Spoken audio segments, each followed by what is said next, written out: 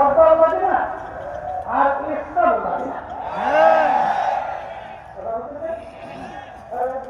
আছে না ভাই? আছে তারা তিনশো ভাবি বিশ্বাসের ভাবি আলোচনা করা হচ্ছে না, আলোচনা দেহ হবে।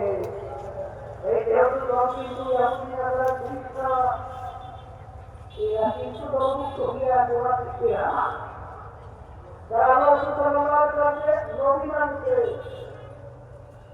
আল্লাহ রাব্বুল আলামিনের উপর ঈমান আনছে, যারা পরকালকে বিশ্বাস করে, আল্লাহ সাল্লাল্লাহু আলাইহি ওয়াসাল্লাম বলেন আমার এই উম্মতের ভিতরে ৭৩ দল হবে।